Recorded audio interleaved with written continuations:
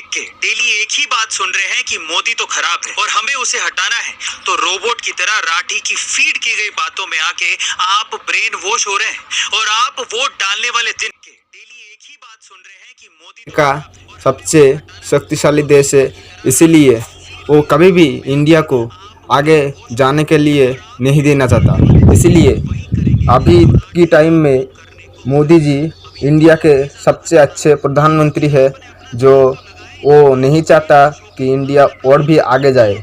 इसलिए इंडिया से मोदी जी को हटाने के लिए एक यूट्यूबर को मदद लिया जा रहा है। एक यूट्यूबर जो हर वक्त मोदी जी को टारगेट करके बुरा बातें बोलना चाहता है। तो देख सकते हो कैसे इस वीडियो में राठी के व्हाट्सएप ग्रुप में डाले जा रहे वीडियोस को देख के डेली एक ही बात सुन रहे हैं कि मोदी तो खराब है और हमें उसे हटाना है, तो रोबोट की तरह राठी की फीड की गई बातों में आके आप ब्रेन वॉश हो रहे हैं और आप वोट डालने वाले दिन सिर्फ वही करेंगे जो राठी आपको करने को कहेगा। अब ये तो और भी ज्यादा खतरनाक है, क्योंकि आपने अपना दिमाग तो लगाया ही नहीं और ब्रेन वॉश होके आपने अपना वोट दे दिया। वो अपनी सोच आप पे थोप रहा है। आपको लगेगा कि बटन तो आपने ही दबाई है, पर आपका ब्रेन तो राठी ने पहले से ही सेट कर दिया है कि बीजेपी के खिलाफ वोट डालना है। अब आप ही बताइए कि आपने अपने लोकतांत्रिक अधिकार का उपयोग कहाँ किया? बहुत तो राठी ने आपसे छीन लिया ब्रेन वॉश करके। अब जरा सोचिए, राठी चाहता है कि मोदी ना आए, उसके लिए उसने सारी ब्रेन वॉशिंग की, और अगर आप वैसा ही करके आए जैसा वो बोल रहा है, तो आप उसे भारत के चुनावों को कंट्रोल करने का पूरा पावर दे रहे हैं। अब जरा सोचिए कि एक जर्मनी में बैठा बंदा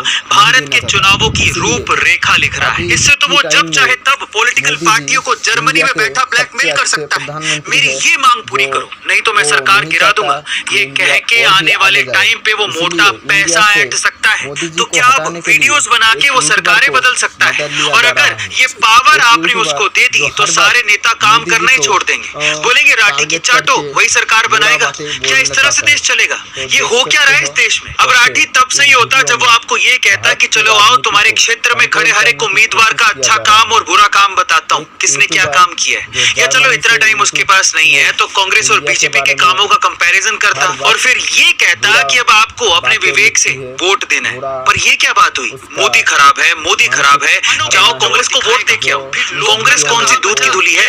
उसकी तो वो खुद बुराई करते थकता नहीं था। मतलब उसका ये है कि जब उसका जी चाहेगा, उसे जो पसंद आएगा, तुम सब उसे ही वोट दोगे।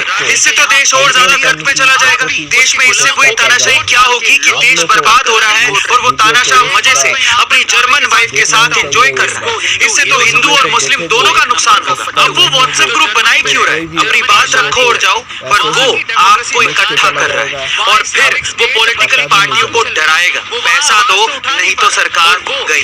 वो तो कुछ भी सकता है। अब इसे मोदी जी अच्छे नहीं लगते तो ये अपनी सोच हम सब पे थोप रहा है और कांग्रेस को वोट करने को कह रहा है, और आप इसकी बातों में आ रहे हो क्योंकि आप तो राठी के गुलाम हो चुके हो, उसके व्हाट्सएप ग्रुप के हिस्सा हो, और आप वही करोगे जो वो कहेगा, वही मानोगे जो वो दिखाएगा। फिर लोकतंत्र कहाँ बचा? ये सवाल हिंदू और मुस्लिम दोनों भाइयों से है कि अगर आप राठी के कहने पर वोट देने जा रहे हैं तो क्या आपने अपनी सोच राठी के यहाँ गिरवी नहीं रख दी? आप भी उसके गुलाम होके वोट डाल के लोकतंत्र का गला नहीं घोट रहे हैं। पर एक बात मैं यहाँ पर दावे के साथ कह सकता हूँ, जिसको हिंदू हीरो समझ रहे हैं वो एक नंबर का फट्टू है, जो जर्मनी में रह के, जर्मनी में शादी करके वहाँ की डेमोक्रेसी बचा नहीं पा रहा। वहाँ इस्लामिक स्टेट बनने की मांग चल रही है, वो वहाँ आवाज तो उठा नहीं पा रहा, और वो हिंदुस्तान में डेमोक्रेसी बचाने के लिए निकले।